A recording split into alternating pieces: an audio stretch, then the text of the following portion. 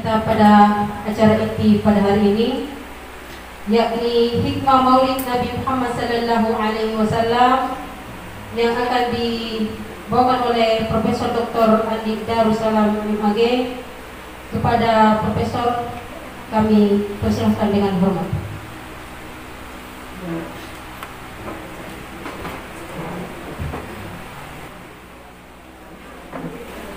Bismillahirrahmanirrahim.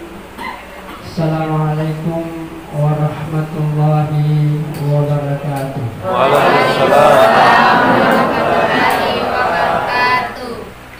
Alhamdulillah wa syukurillah wassalatu wassalamu ala rasulillah wa ala alihi wa ashabihi wa man tabi'ahum bi ihsanin ila yaumiddin. Asyhadu an la ilaha illallah wa asyhadu anna Muhammadan abduhu wa rasuluh la nabiyya ba'da. Allahumma shalli ala hadzal nabiyil karim wa ala alihi wa ashabihi wa man tabi'ahum bi ihsanin ila yaumiddin. Alhamdulillah, Bapak Kepala Kecamatan Bontoharu yang saya hormati,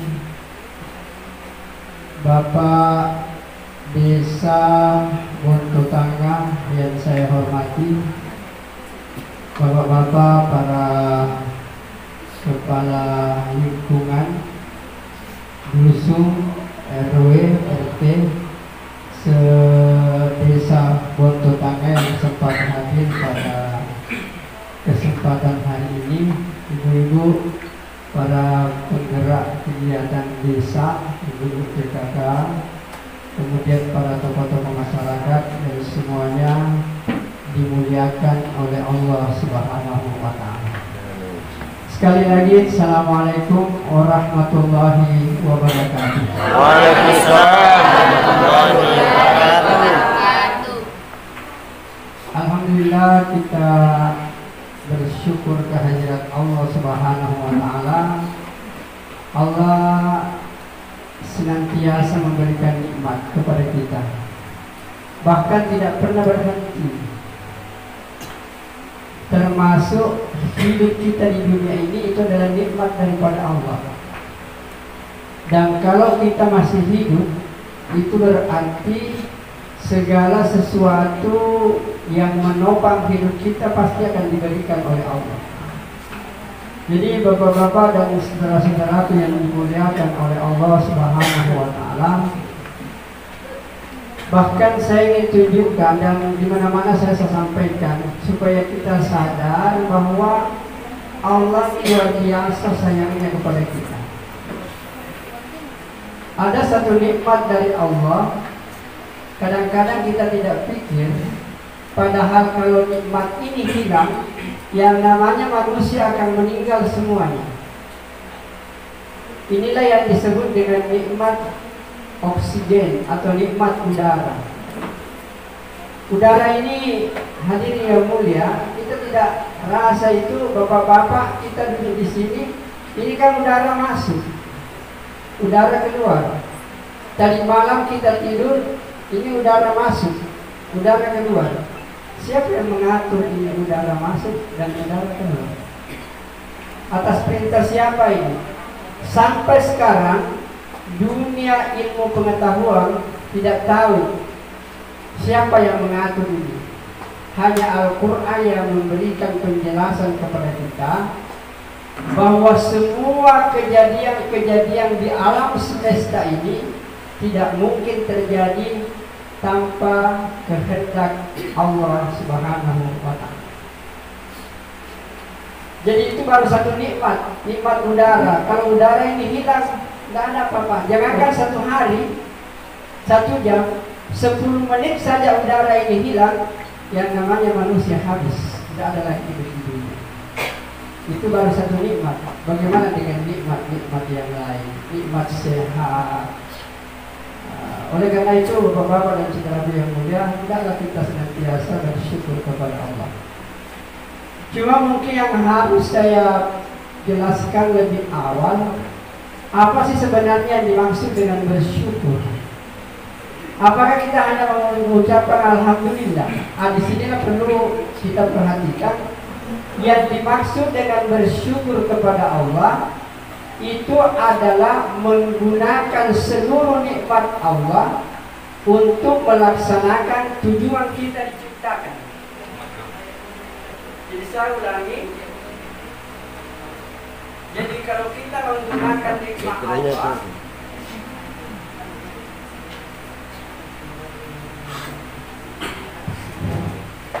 jadi yang dimaksud dengan bersyukur di sini adalah mempergunakan nikmat Allah untuk melaksanakan tujuan kita diciptakan.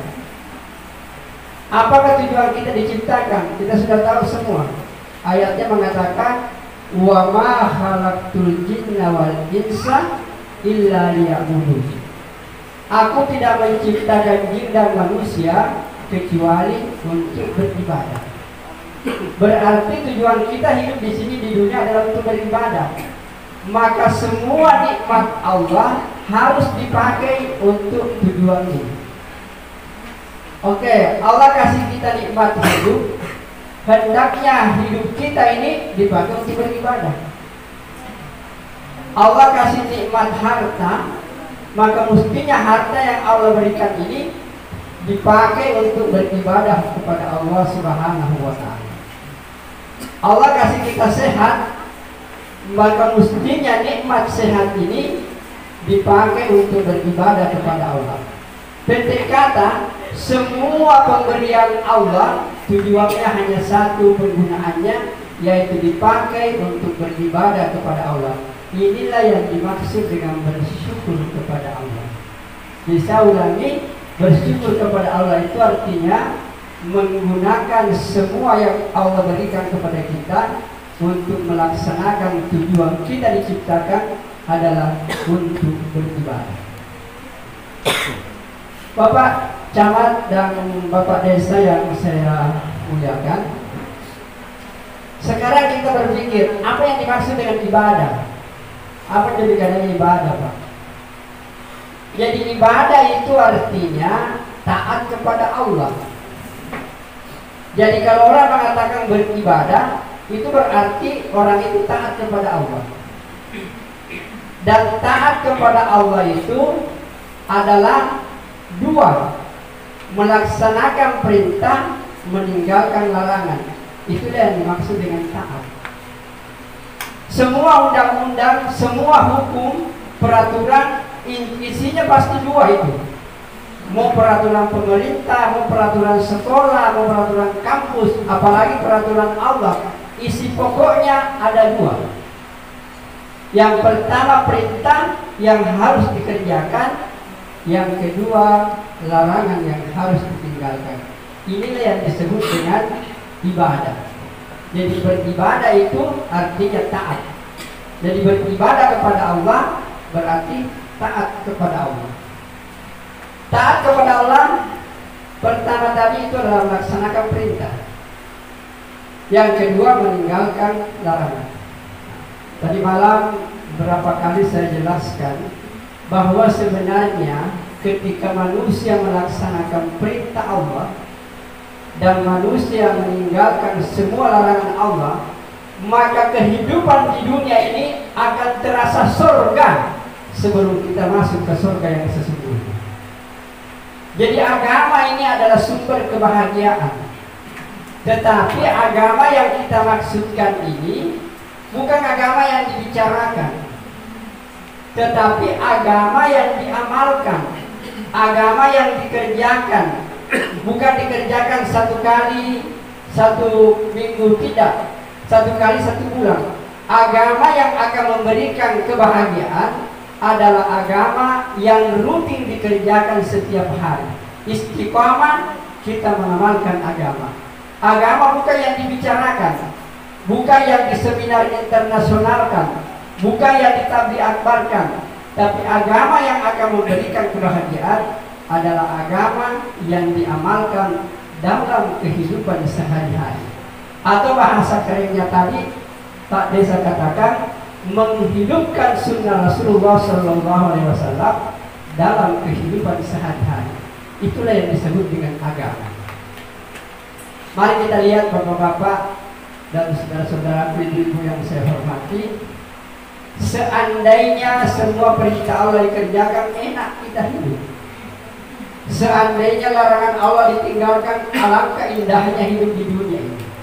Coba kita lihat.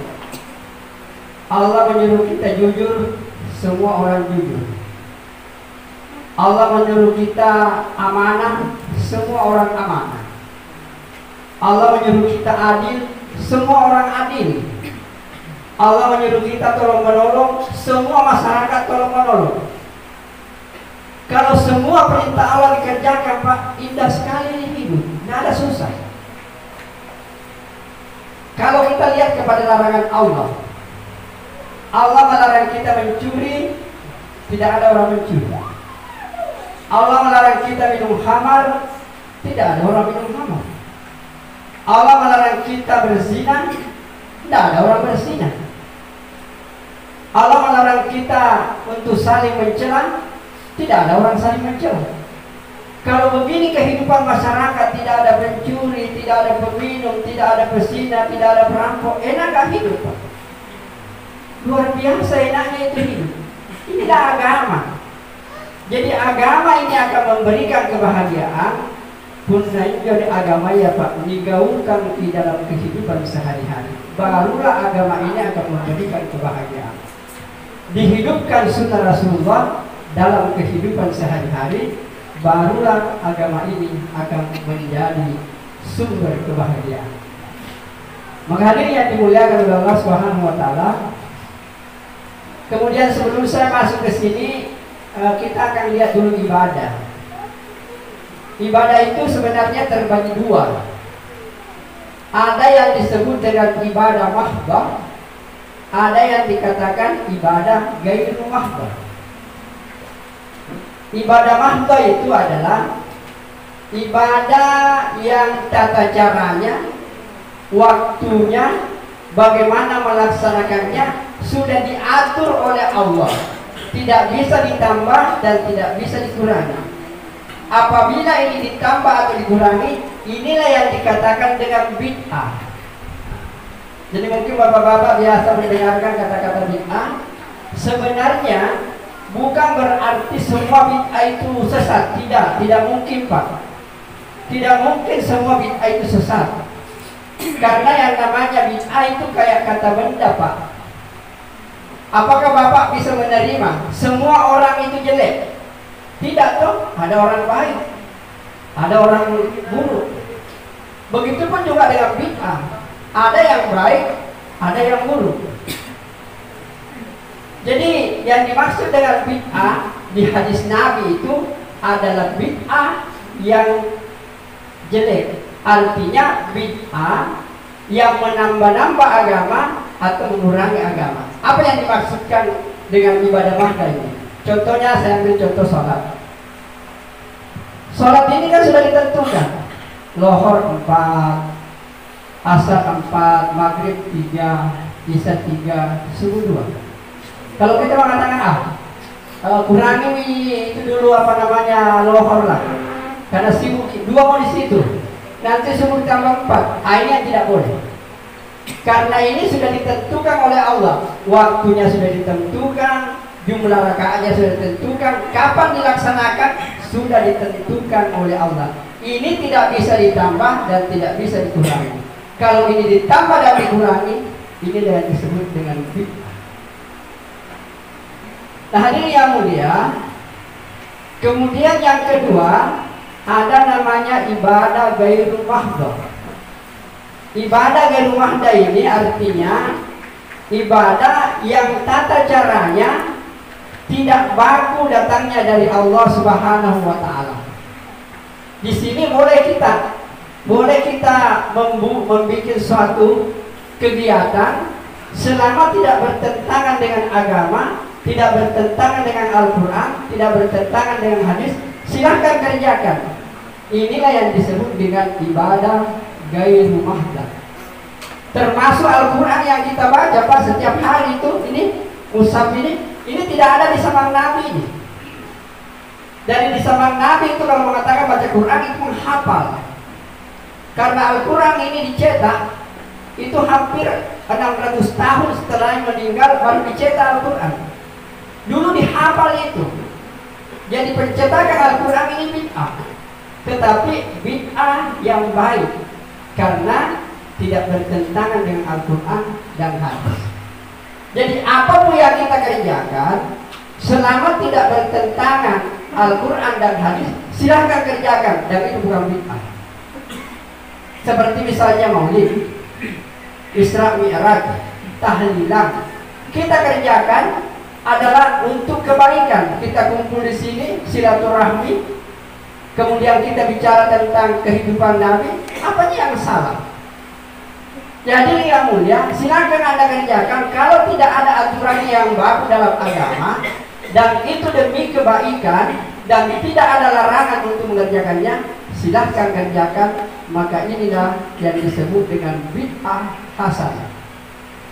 Jadi bid'ah hasanah itu adalah bid'ah yang tidak ada penjelasannya dari Nabi, tapi bisa kita lakukan untuk kemaslahatan umat. Maka itu disebut dengan ibadah gairu mahdah, dan ini boleh kita lakukan. Jadi kalau kita sudah tahu ini, kita tidak tidak mungkin kita menyalahkan orang bahwa semua bid'ah itu sesat. Tidak mungkin. Karena ada yang bid'ah yang baik, ada yang bid'ah yang buruk. Nah kalau begitu, apa yang dimaksudkan Nabi dalam hadisnya? Kullu bid'atin dhalalah. Yang dimaksudkan Nabi itu adalah bid'ah dalam ibadah yang sudah jelas ketentuannya dari Nabi.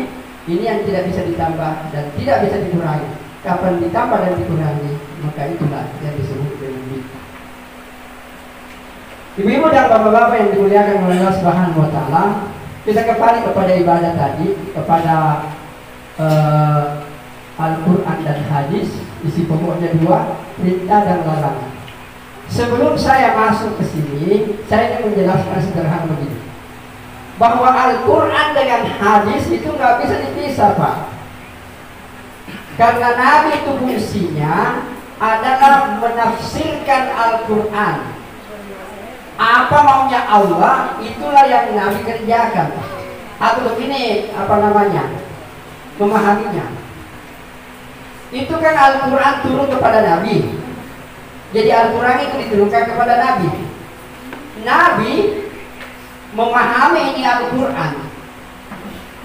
Pemahaman Nabi terhadap Al-Quran itulah dalam bentuk perkataan, perbuatan, takrir, akhlak Nabi. Inilah yang disebut dengan hadis. Jadi hadis itu adalah penafsiran Nabi terhadap Al-Quran. Kemudian dikatakan seperti ini, diperbuat seperti ini, dan puncaknya adalah contohnya dari Nabi. Inilah yang disebut dengan hadis. Jadi hadis itu segala sesuatu yang datang dari Nabi, perkataankah, perbuatankah, akhlakkah, maka inilah yang disebut dengan hadis. Tidak boleh dipisahkan. Maka hadirin yang dimuliakan oleh Allah Subhanahu wa Ta'ala, jadi kalau ada perintah dalam Al-Quran, tidak usah pada repot-repot. Pasti ada caranya Nabi untuk melaksanakan itu perintah. Karena Al-Quran hanya berisi perintah. Bagaimana melaksanakannya tidak ada dalam Al-Quran. Contohnya sholat. Allah menyuruh kita sholat, tapi bagaimana caranya sholat tidak ada penjelasan dalam Al-Quran. Al-Quran hanya mengatakan aqimus sholat, dirikan sholat. Bagaimana caranya takbir, bagaimana caranya ruku, bagaimana iktidal, sujud, apa yang dibaca, semua ini diajarkan oleh Rasulullah Sallallahu Alaihi Wasallam. Jadi kalau kita melihat Al-Quran diamalkan, maka lihatlah sunnah kehidupan Nabi dalam sehari-hari waktu Nabi melaksanakan perintah Allah Subhanahu wa Ta'ala. Hadirin yang dimuliakan oleh Allah Subhanahu wa Ta'ala, Bapak Camat Bunto Haru dan Bapak Desa Bondo Tangga yang saya hormati. Jadi kalau kita sudah memahami ini, enak itu Pak agama. Jadi agama ini sebenarnya indah sekali untuk kita kerjakan. Baik, jadi hubungan antara hadis Al-Quran kita sudah tahu, tidak bisa dipisah Pak. Karena Al-Quran berisi perintah, bagaimana melaksanakan perintah, itulah yang disebut dengan hadis Rasulullah Sallallahu Alaihi Wasallam. Baik, Al-Quran itu berapa juz Pak? 30 juz, 114 surah. Di dalamnya ada perintah yang harus dikerjakan, di dalamnya juga ada larangan yang harus ditinggalkan. Semua perintah Allah yang ada dalam Al-Quran semuanya sudah dilakukan oleh Rasulullah Sallallahu Alaihi Wasallam. Dan semua larangan yang ada dalam Al-Quran semuanya sudah ditinggalkan oleh Nabi. Jadi kalau kita melihat bagaimana Al-Quran dikerjakan, dihidupkan, maka tidak ada cara lain. Lihat kehidupan Nabi Sallallahu Alaihi Wasallam.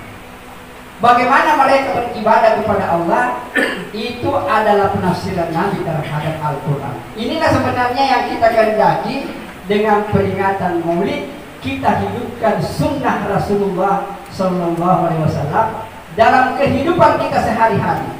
Mulai dari bangun tidur sampai kita tidur kembali harus mengikuti sunnah Rasulullah Sallallahu Alaihi Wasallam. Baik, hadirin yang dimuliakan oleh Allah Subhanahu Wa Taala, mari kita berinci lebih jauh lagi. Ibadah itu Pak banyak sekali, tapi saya akan tunjukkan satu ibadah. Kalau ini dikerjakan, umat ini pasti akan merasa tenang, damai, dan dia akan merasa bahagia dalam hidup. Inilah yang disebut dengan ibadah sholat. Ibadah sholat ini ibadah inti. Kenapa sholat dikatakan ibadah inti? Karena sholat ini Pak, ibu-ibu, tidak ada yang bisa kerjakan ini sholat kecuali manusia. Pernah lihat binatang sholat? Pernah lihat tumbuh-tumbuhan sholat?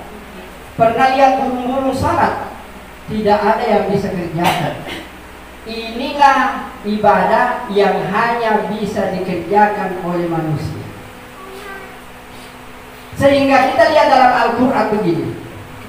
Allah Subhanahu Wa Taala berfirman, "Laqad khalaqnal insana fi ahsani taqwim." Aku menciptakan manusia dengan sebaik-baik bentuk. Kenapa bentuk tampak seperti ini? Ini tujuannya adalah untuk melaksanakan suatu ibadah yang tidak ada yang bisa kerjakan kecuali manusia. Itulah yang disebut dengan sholat. Hanya manusia yang bisa kerjakan. Berdiri, ruku, i'tidal, sujud. Tidak ada makhluk yang bisa kerjakan kecuali manusia. Kalau puasa, ayam bisa puasa Pak. Pernah ke sini jangan puasa, gampang. Ambil urungan, tutup di situ, jangan kasih makan, jangan kasih minum, mulai fajar sampai terbenam matahari, terpas puasa itu. Jadi kalau puasa Pak, puasa sedikit. Tapi kalau sembahyang, tidak ada Pak, biar kita pasang. Pasang bisa kita sembahyang, bagaimana caranya? Tidak bisa. Itu onta di Mekah, kalau dibawa keliling ke Ka'bah, dia bisa tawaf. Tapi kalau disuruh salat, biar dipaksa, dididik, tidak bisa. Karena yang bisa kerjakan salat hanyalah manusia. Jadi inilah ibadah inti. Jadi kalau Allah menciptakan manusia untuk beribadah, ibadah yang paling tinggi nilainya adalah sholat. Makanya kalau manusia tidak sholat, berarti orang itu menyalahi tujuan penciptaan. Inilah pentingnya kenapa sholat ini betul-betul menjadi perhatian utama bagi kita. Hadirin yang dimuliakan oleh Allah Subhanahu Wa Taala. Kemudian sholat ini tidak ada ibadah yang diterima di langit kecuali sholat. Satu-satunya ibadah yang diterima di langit adalah sholat. Begitu hebatnya yang namanya sholat ini. Kalau ibadah-ibadah yang lain itu dikirim melalui Jibril. Ini perintah puasa, sampaikan kepada Muhammad. Jibril datang, diperintahkan kepada berpuasa. Ini perintah zakat. Jibril sampaikan kepada Muhammad, pergi sampaikan kepada Muhammad. Tapi khusus untuk salat Allah tidak main-main. Allah katakan, Jibril, jemput kekasihku Muhammad, angkat dia ke langit, jumpa dengan saya untuk menerima yang namanya salat ini. Begitu hebatnya kedudukan salat di dalam Islam. Hadirin yang mulia, atau saya kasih contoh supaya mudah dipahami. Kira-kira hubungannya Pak Camat dengan Pak Gubernur misalnya. Kalau ada perintah dari Pak Gubernur, atau kita bayar langsung saja Presiden supaya lebih hebat. Ya. Kalau Camat Bontoharu, Presiden ada yang mau disampaikan kepada Camat Bontoharu, itu kalau tidak terlalu penting paling-paling di WA itu. Pak Camat, ini ada program dari Jakarta, laksanakan bersama Pak Desa di kecamatannya. Dikirim lewat WA saja itu. Berarti tidak terlalu penting itu. Nah, kalau sudah agak penting sedikit, pasti Presiden tidak WA lagi, langsung telepon, langsung video call. Video call, kelihatan mukanya Presiden, kelihatan mukanya Pak Camat. Pak Camat, ini Presiden. Iya Presiden. Apa kabar? Ini ada program dari Jakarta, kau lakukan di Kecamatan Bontoharu. Nanti saya awasi dari jauh. Siap Presiden. Itu kalau penting, sangat penting sedikit, itu video call. Tapi kalau kepentingannya Pak tidak bisa lagi ditawar-tawar, maka pasti Presiden mengatakan, Camat Bontoharu terbang ke Jakarta, jumpa saya di Istana Negara. Ada perintah yang saya akan berikan untuk dilaksanakan di Kecamatan Bontoharu. Saya pikir pasti Pak Camat terbang ke Jakarta. Beginilah sholat Pak. Kalau puasa zakat dikirim lewat Jibril saja, tapi khusus untuk sholat Allah tidak main-main. Wahai Jibril, angkat kekasihku Muhammad, jumpa dengan saya untuk menerima ini sholat. Begitu hebatnya kedudukan sholat di dalam Islam. Hadirin yang mulia, kemudian sholat yang kita kerjakan ini Pak, 5 kali sehari semalam, itu waktu Nabi terima dari Allah, berapa yang diterima? 50 sholat Pak. Ibu, 50 sholat diterima Nabi. Nabi tolak? Tidak, Nabi terima. Nanti ketemu dengan Nabi Musa, dia bilang, Muhammad, apa oleh-oleh dari Tuhanmu, dari Allah? Dia bilang, Allah suruh saya sholat 50 kali sehari semalam. Kau terima? Saya terima Musa. Pulang kau. Tidak bisa umatmu itu 50 kali sehari semalam. Pulang kau tidak bisa lakukan itu. Akhirnya pulang. Kembali lagi. Nah kurangi 45. Pulang. Minta lagi. Tidak bisa itu umatmu. Akhirnya kurang sampai 5. Inilah yang menjadi kewajiban kita sekarang. Saya tidak tahu Bapak-bapak, seandainya sholat 50 kali itu jadi, bagaimana nasibnya? Salah sudah dikerjakan. Sampai yang mami dikerja Pak. Iya. Saya tidak mencari ikan di laut, tidak makan ikan Pak. Karena 20 menit sholat lagi. Belum sampai di pantai, sholat lagi. Belum naik perahu, sholat lagi. 20 menit sholat lagi, 10 menit saja. Begitulah kasih sayang Allah. Dari 50 sholat itu dikurangi menjadi 5. Pada hakikatnya Bapak dan saudaraku yang mulia, apabila sholat yang 5 kali ini dikerjakan, maka sama nilainya kalau kita sholat 50 kali. Maka hadirin yang mulia, apa kira-kira logikanya di sini?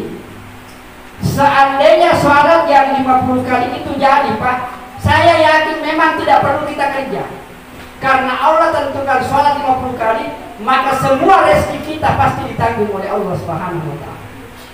Tidak usah kerja Pak, pasti Allah kasih itu. Tapi karena ini sudah dikurangi, inilah ujian bagi kita.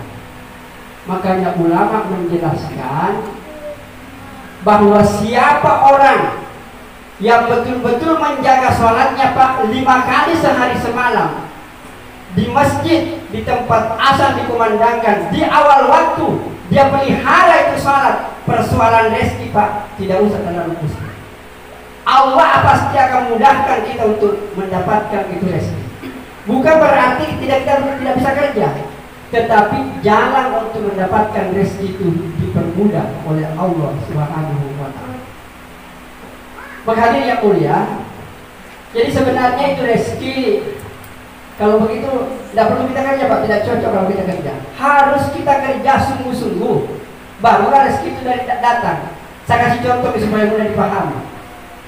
Pak Bupati sudah janji Desa Bonto Tangga akan diberikan sumbangan 100 juta rupiah. Tapi Pak Bupati bilang, Pak Desa, kau pergi ambil ke kantor Bupati. Kira-kira kalau Pak Desa tidak pergi ambil, ada itu uang? Tidak ada, iya Pak, tidak mungkin. Karena Pak Bupati bilang urus di kantor daerah. Kemudian Pak Desa dulu di sini tunggu-tunggu itu uang, tidak datang itu Pak, tidak datang. Begitupun juga Allah sudah tentukan rezeki kita. Tapi kalau kita tidak berusaha untuk mencarinya itu, kita tidak akan dapat apa-apa. Inilah pentingnya yang disebut dengan usaha. Kita harus kerja, nanti dalam pekerjaan kita Allah bukakan pintu-pintu rezeki. Nah, ini yang dimuliakan oleh Allah Subhanahu wa Ta'ala. Mari kita kembali kepada ibadah salat itu tadi, yang merupakan ibadah inti. Karena salat ini begitu hebatnya salat, ini penting perhatikan ibu-ibu dan bapak-bapak. Tolong disampaikan kepada anak-anak, kepada tetangga kita, bahwa salat satu kali itu lebih baik dibanding dengan dunia beserta seluruh isinya. Satu kali salat. Makanya berbahagialah bapak-bapak, kita diberikan ini nikmat iman. Satu orang beriman itu lebih baik dibanding dengan dunia beserta seluruh isinya. Satu orang. Bagaimana hebatnya nilai orang yang beriman. Jangankan satu orang yang beriman, satu amal orang yang beriman, satu perbuatan orang beriman, salat, ini jauh lebih baik daripada dunia beserta seluruh isinya. Mari saya tunjukkan hadisnya. Rasulullah SAW bersabda, "Rak'atul fajri khairun minad dunya wa ma fiha." Salat 2 rakaat sunat di depan subuh, kata Nabi, di sisi Allah itu lebih berharga dibanding dengan dunia beserta seluruh isinya. 2 rakaat salat Pak. Berapa lama kerjakan 2 rakaat? Paling 5 menit.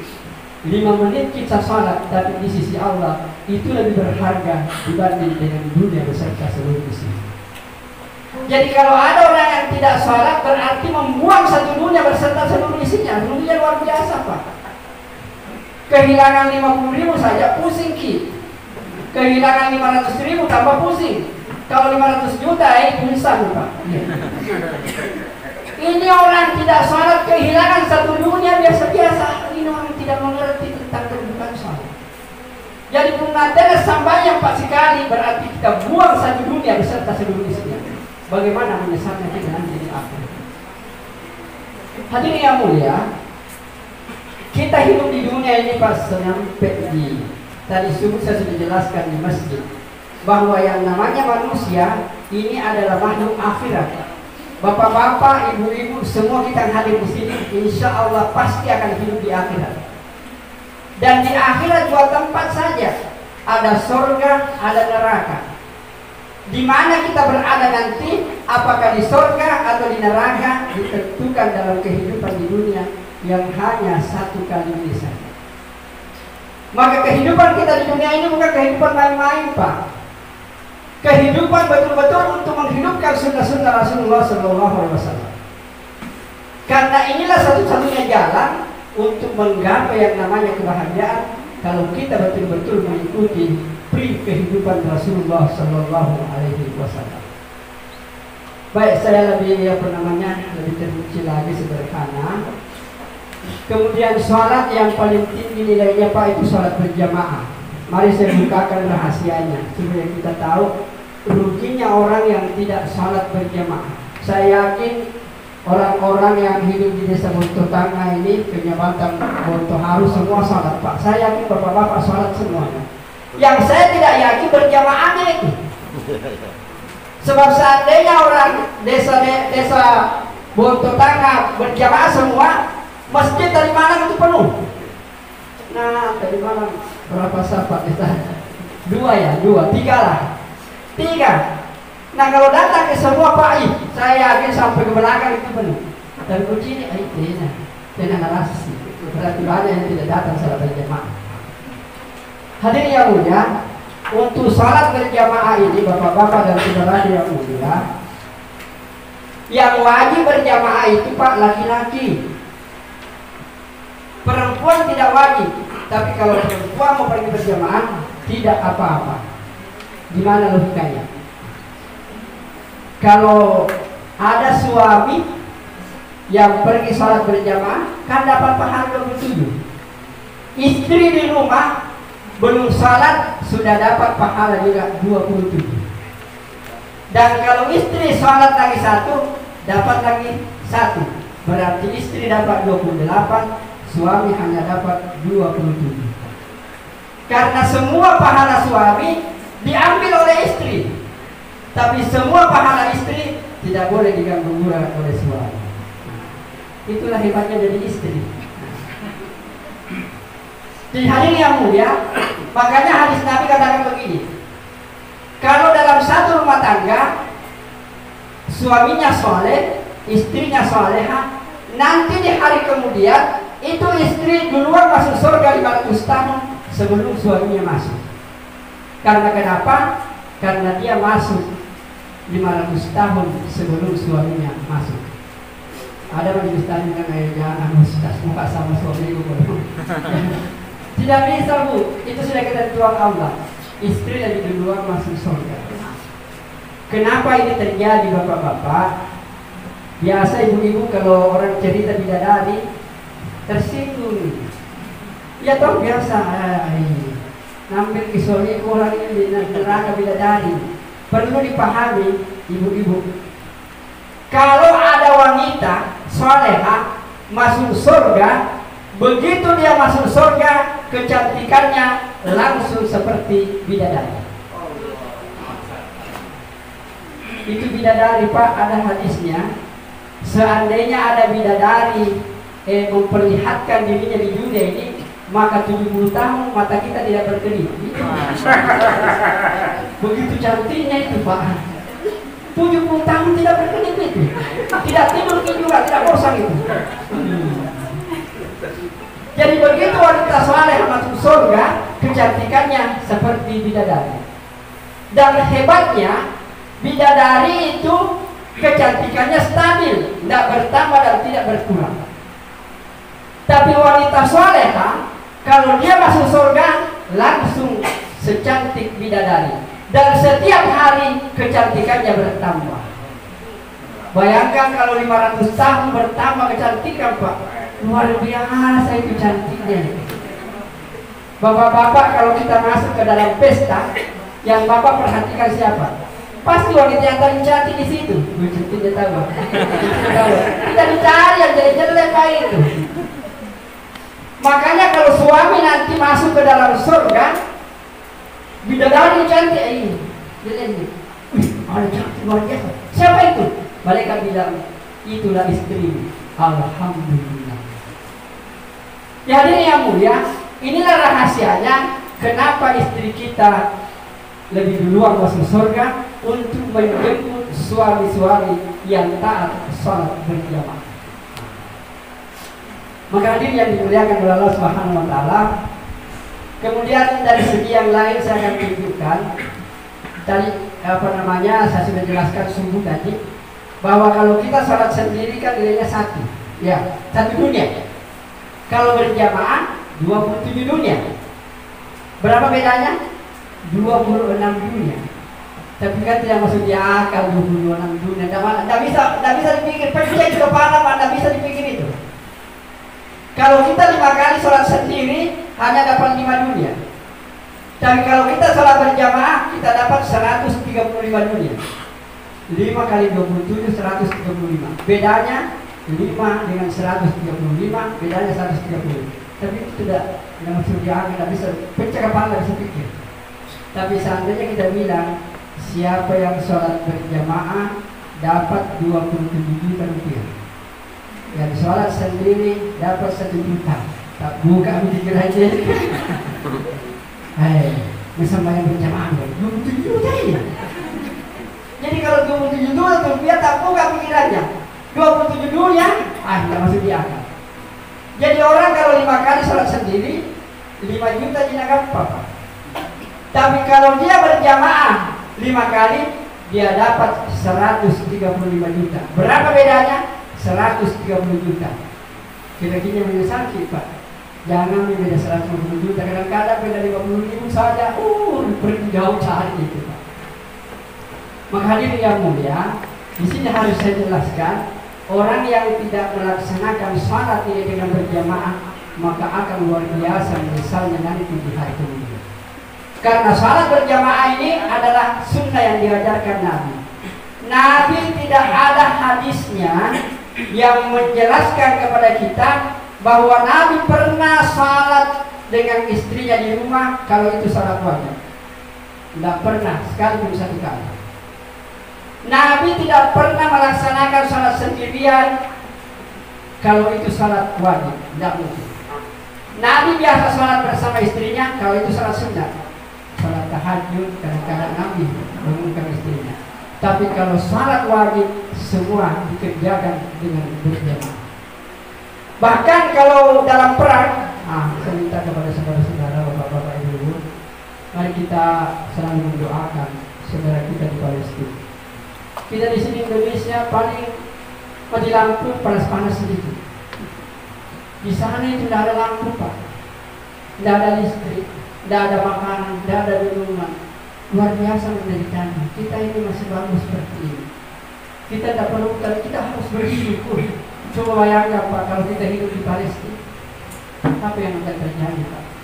Maka bersyukurlah bapak-bapak, ibu-ibu yang punya uang sedikit, bolehlah kirim-kirim ke sana melalui donatur yang ada yang sudah terpercaya. Mereka sangat membutuhkan bantuan kita. Tapi yang lebih utama, setelah sholat berjamaah atau sholat di rumah kita masing-masing sholat sunnah, doakanlah, ya Allah, bantulah saudara-saudara saya yang ada di Palestina. Hadirin yang dimuliakan oleh Allah Subhanahu wa taala, jadi begitu pentingnya yang dikatakan salat berjamaah. Dan hadirin yang mulia, saya tidak tahu seandainya salat berjamaah ini hidup Pak, maka kehidupan umat ini akan menjadi baik. Kekuatan Islam ada pada saat berjamaah. Dan kalau salat berjamaah ini tidak hidup Pak, jangan mengharap kekuatan Islam akan datang dan pertolongan Allah tidak mungkin akan datang kepada kita. Pertolongan Allah hanya akan datang ketika orang betul-betul menegakkan salat ini dengan berjamaah. Hadirin yang dimuliakan oleh Allah Subhanahu wa taala, maka oleh karena itu tidak ada ibadah yang lebih ditekankan Nabi. Nabi bilang, kalau anakmu sudah 7 tahun, paksa dia sholat. Tidak ada mengatakan kalau anakmu 7 tahun paksa dia puasa. Tidak ada. Yang ada kalau anakmu tidak sudah sampai 7 tahun, paksa dia puasa. Lohor nak pergi sholat, asar nak pergi sholat, maghrib ke masjid, subuh kasih bangun. Begitu pentingnya sholat. Dan Nabi katakan, kalau dia sudah berumur 10 tahun belum dia sholat, pukul dia. Pukul bukan untuk menyakiti Pak, tapi untuk mendidik. Dan cara memukulnya diatur begini. Jadi kalau anak tidak sholat 10 tahun, itu ambil rotan Pak, caranya memukul begini. Jadi tidak begini caranya. Wah, mendidik itu anak-anak. Begini saja, tempel tangan di badan, pukul begini. Tidak sakit itu. Memang tujuannya untuk membuang untuk sakit, kayak unyil dulu. Jadi yang mulia, tujuannya adalah untuk mendidik. Dan Nabi katakan, rumah yang berberkah adalah rumah yang gantung cambuk. Kemudian dia bilang, nah, kalau aku tidak sholat, cambuk itu. Tapi saya kali ini nih Pak, Tidak ada orang yang gantung-gantung cambuk. Yang gantung itu apa namanya, foto-foto selfie. Padahal harus ada cambuk itu. Nah, kalau kau tak salat, kumpul kau itu. Maka kalau perlu dibuka pintu, pergi cambuk ini. Nah, kalau saya tidak salat, cuma yang saya sampai sekarang berpikir, kenapa Nabi cuma bilang 10 tahun? Nabi katakan kalau 10 tahun cambuk. Kira-kira kalau 50 tahun, ini apa mami? Dibalender mami. Dengan balender ke malaikat nanti Pak. Jadi hadirin yang mulia, ini penting betul-betul. 10 tahun sudah dicambuk. Kemudian kadang-kadang ada mahasiswa yang bilang begitu, Ustaz, ada tetangga pun ini, ada anaknya turun ke atas semuanya. Kenapa bisa? Kau perhatikan dulu bapaknya. Bagaimana bapaknya? Dia tak sembahyang juga. Oh, sama sebenarnya. Jadi hadirin yang mulia, saya ingin sampaikan Pak, tolong diperhatikan baik-baik. Kalau ada anak kita satu yang tidak salat, maka kedua orang tuanya akan bertanggung jawab nanti di akhirat. Saya ulangi, kalau ada anak kita satu yang tidak salat, maka kedua orang tuanya mempunyai tanggung jawab yang besar di akhirat. Dia akan menarik kita ke jurang api neraka apabila anak tidak diperhatikan. Buktinya 7 tahun bapak sudah suruh salat, tidak? 10 tahun ada yang pukul, tidak? Berarti bukan salahnya anak ketika tidak salat, tapi orang tua yang salah mendidik. 7 tahun tidak dipaksa, 10 tahun tidak dipukul. Kalau kita mendidik seperti ini Pak, maka anak-anak kita akan terbiasa untuk salat. Nah sekarang saya tunjukkan bukti bahwa salat itu kunci kebahagiaan. Bapak cari satu rumah, perhatikan baik-baik. Apabila bapaknya salat, ibunya salat, anak-anaknya salat semuanya, yakin dan percaya keluarga itu pasti hidup tenang, bahagia dan damai, sekalipun hidup di bawah garis kemiskinan. Saya ulang, ini penting Pak. Cari satu rumah tangga, perhatikan baik-baik. Kalau bapaknya salat, ibunya salat, anak-anaknya salat semuanya dalam rumah itu, yakin saja Pak, rumah itu pasti hidup tenang, bahagia dan damai, sekalipun hidupnya di bawah garis kemiskinan. Apalagi kalau kaya, salat Pak, bapaknya salat, ibunya salat, anaknya salat, mobilnya banyak, luar biasa bahagianya itu orang. Makanya yang mulia, melalui peringatan Maulid ini, mari kita hidupkan ini sunnah yang paling luar biasa, adalah menghidupkan salat berjamaah dalam kehidupan sehari-hari. Dan kalau ini Pak, salat berjamaah hidup enaknya itu pertemuan. Sahabat Nabi, kalau dia mau jumpa dengan orang, tidak pergi ke rumahnya Pak, tunggu saja di masjid pasti datang. Ya hadirin yang mulia, jadi sahabat kalau mau jumpa dengan sahabat yang lain ke masjid saja, pasti datang semuanya. Bahwa masjid itu adalah tempat pertemuan orang-orang Islam. Habis salat, bisa habis diskusi, bisa belajar agama, bisa baca Quran bersama, dan lain sebagainya. Maka masjid ini adalah pusat untuk silaturahmi. Baik, hadirin yang mulia, sedikit lagi saya pindah kepada yang kedua. Itulah perintah yang intinya adalah sholat. Kemudian kalau larangan Allah Pak terlalu banyak juga, tapi saya akan tunjukkan satu larangan. Apabila betul-betul larangan ini ditinggalkan, maka keadaan desa untuk tangga ini pasti akan seperti surga Pak. Sederhana saja. Bukan meninggalkan itu judi dan lain sebagainya, tetapi yang paling gampang dilanggar oleh orang adalah berdusta, berbohong. Ada orang yang tidak pernah berbohong di sini? Ayo, tidak tonji hari-hari tapi alu-alu. Jadi hadirin yang mulia, kalau kita mau hidup enak Pak, kuncinya sederhana. Jangan ada dusta di antara kita. Bayangkan Pak, kalau kita hidup tidak ada dusta, Pak Desa tidak dusta, masyarakat tidak dusta, Pak RT tidak dusta, masyarakat tidak dusta. Indahnya itu hidup. Sebagai penutup saya ingin sampaikan begini. Cari satu rumah, Pak.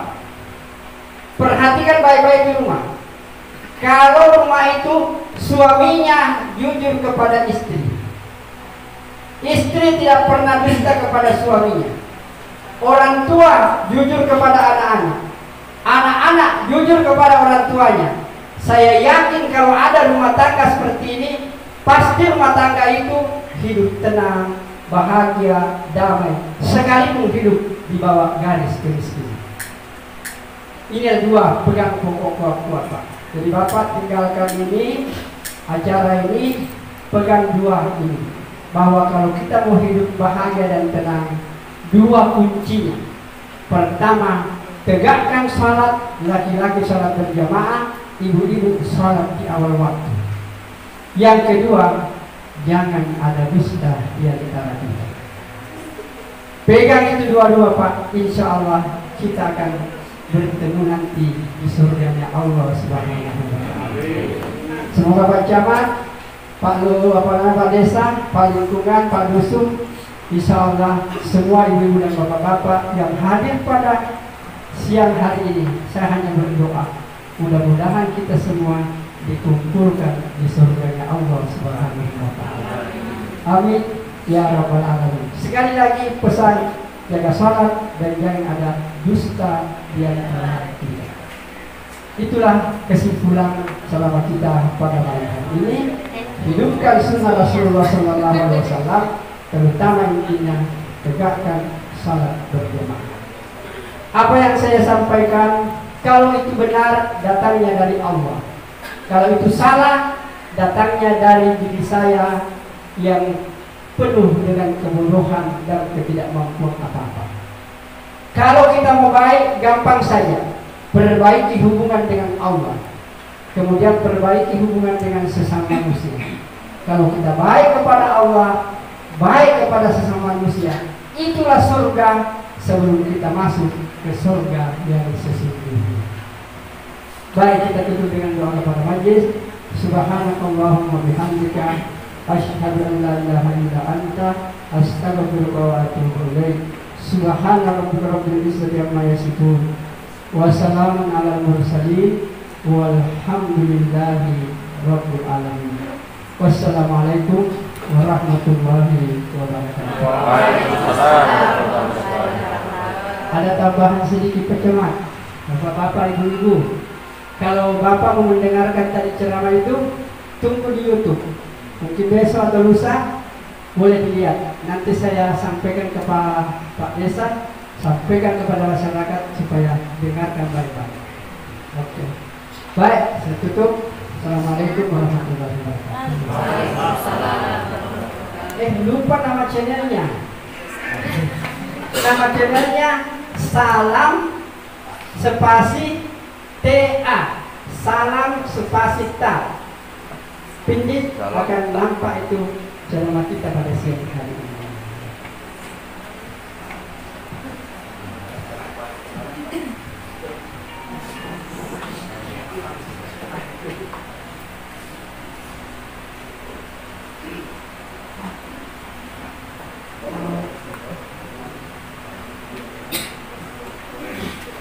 Bapak Ibu hadirin yang kami hormati, selanjutnya marilah sejenak kita bersama-sama menundukkan kepala, menundukkan hati kita, seraya bermunajat kepada Allah Subhanahu wa Ta'ala, mengaminkan doa yang akan dibacakan oleh Ibu Sumiati. Kepada Ibu Sumiati disilahkan.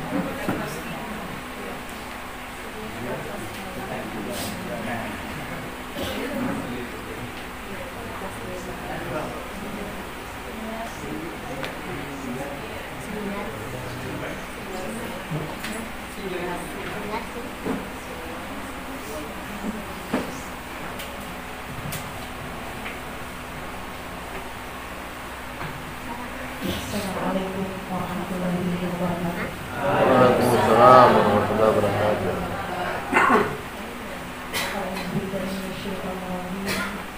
Bismillahirrahmanirrahim.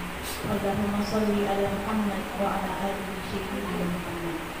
Allahumma ya Allah ya Tuhan kami, kami panjatkan puji serta syukur kehadirat-Mu atas segala rahmat karunia-Mu yang telah Engkau limpahkan kepada kami, kepada para pemimpin kami, kepada masyarakat dan bangsa. Allahumma ya Allah ya Rabbana ya Karim, jadikanlah hari peringatan Maulid Nabi besar Muhammad SAW sebagai majelis ilmu yang bermanfaat, yang meningkatkan pengetahuan kami, meningkatkan keimanan kami, dan meningkatkan amaliyah kami. Ya Allah ya Rabbana, dekatkanlah kami dengan penolong Nabi Muhammad SAW, Rasul yang penuh suatu suri tauladan, penuh dengan akhlak yang terpuji, yang amanah dan jujur dalam melaksanakan tugasnya, menyatu antara ucapan dengan perbuatan. Tidak pernah Rasulullah berjanji kecuali berusaha menepatinya, yang rendah hati dan cinta pada sesama, terutama pada kaum duafa dan fakir. Allahumma ya Allah ya Rabbana ya Karim ya Tawwab, jadikanlah kami semua bangsa yang memiliki sifat amanah jika kami pemimpin. Jadikanlah pemimpin yang amanah jika kami rakyat biasa. Jadikanlah rakyat yang amanah. Kami yakin dengan amanah akan mendatangkan rezeki dan kemakmuran. Sebaliknya ya Allah, sifat khianat akan mendatangkan malapetaka dan kesimpangan. Allahumma ya Allah ya Ghaffar, betapa banyak musibah yang telah menimpa masyarakat dan bangsa kami. Kami yakin musibah itu terjadi karena Engkau masih mencintai dan menyayangi kami ya Allah, agar kami mau kembali ke jalan-Mu. Kami ingat akan kekuasaan-Mu ya Allah, agar kami sadar untuk melaksanakan aturan dan norma. Jadikanlah kami hamba-hamba-Mu ya Allah, orang yang mau bertaubat dengan taubatan nasuha. Ya Allah ya Rahman, ampunkanlah dosa dan kesalahan kami. Jagalah dengan sebab kesalahan kami, dengan sebab kezaliman kami, Engkau menimpakan azab yang sangat dahsyat. Ya Allah, hanya kepadamu kami melakukan pengabdian, dan hanya kepadamu kami memohon pertolongan. Iyyaka na'budu wa iyyaka nasta'in. Rabbana taqabbal minna innaka antas samiul 'alim wa tub 'alaina innaka antat tawwabur rahim. Assalamualaikum warahmatullahi